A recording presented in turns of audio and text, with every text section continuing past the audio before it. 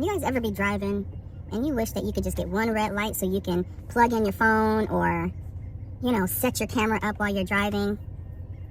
That's me right now. I have caught every single green light and I am pretty much at my final destination. And I have a feeling that once I park and start talking on this video, somebody I know is going to tap on my window and I'm going to be very frustrated. Because, duh, you see my mouth moving, you see my phone on. Anyways. Better be out of my house when I get back. Do you hear me? Do you? Hello? You're weird as fuck, bro. You're weird. Look at this. Look at this safe that he takes to work every day. You got a dildo, you got like grenades and money and shit. Like, what are you on? This is a weird ass dude. You better get out of my house. All your shit better be gone, bro. Look at this. Like, what the fuck is he on? You are weird, bro. I swear you're weird. I'm lame. You're weird. Bye. You're weird. Weird ass he on. Better be out of my house when I get... Yo.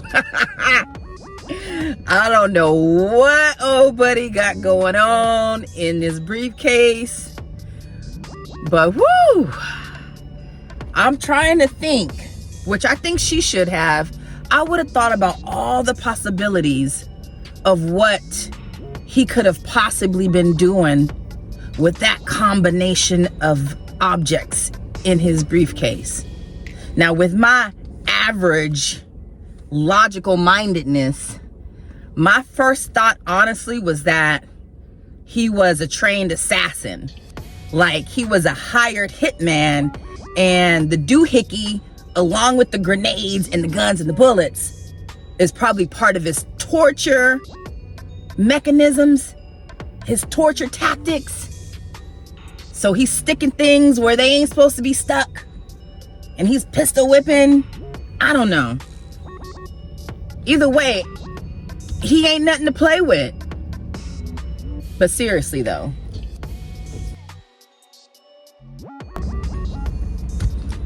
when I first saw this video, my very first thought was, this is one of the many reasons why femicide is so high.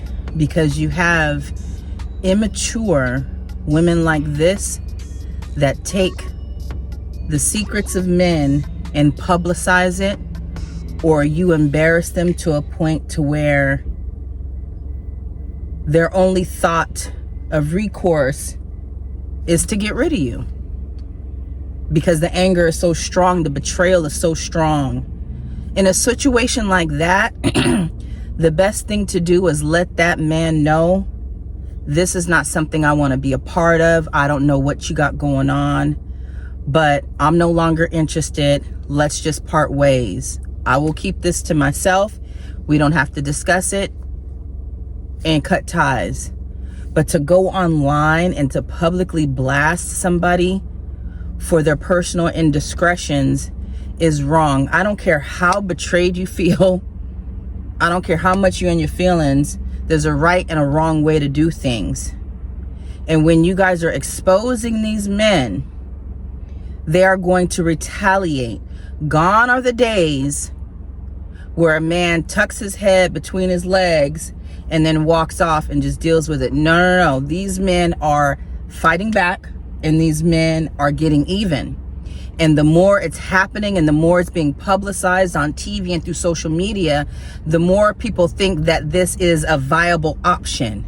They are thinking, okay, it's happening, it's a normal occurrence, and then they start fantasizing about that. And then when things happen to them, that's the first thing they think. I'm gonna kill her, I'm gonna get back, I'm gonna make sure she's no longer here. So ladies, you guys have to be very, very careful about the way you treat these men. You know, me and Joe did a video talking about domestic violence and how half that domestic violence is started by the woman. It's not just always the men. And I believe it. I've seen it happen. I've seen women do and say things that will make a man want to put his hands on them. Not saying it's right. I don't ever think that's an option for a man to put his hands on a woman, and especially to go as far as killing her. But it is happening, and you have to start wondering why. I think there are several reasons why femicide is so high, but I do believe that one of them is the way that this woman was doing things. I really hope that that guy doesn't come back and do something to her. But if he did, I wouldn't be surprised.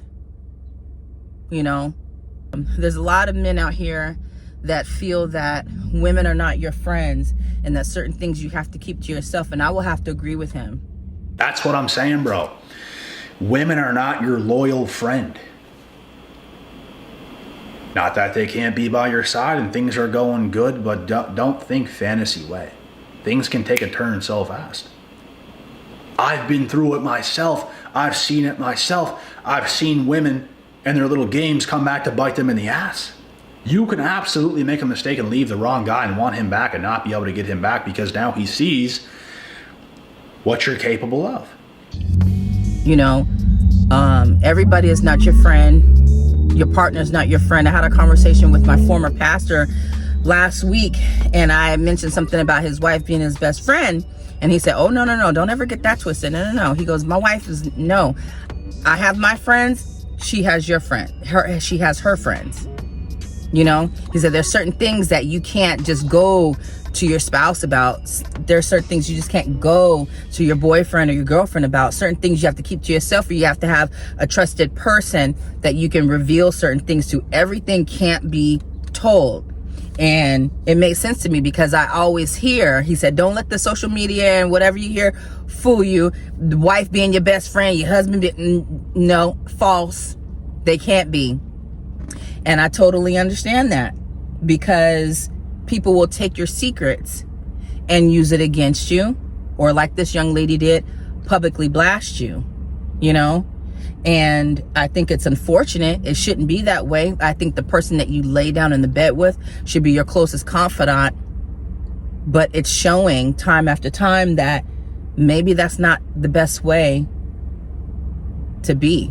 You know, my ex-husband told me something that I will never, ever tell anybody. I will take that information with me to the grave because it's nobody else's business. And it's just that personal and deep, you know, and that didn't have anything to do with why we separated at all. But I can only imagine if I had stayed in the relationship, if I would have brought it back up later, you know, either to hurt his feelings or make him feel a certain kind of way. You know what I'm saying? I would hope and pray, or I would hope and think that that's not something that I would ever do. But you never know what you would do when you're put in those situations.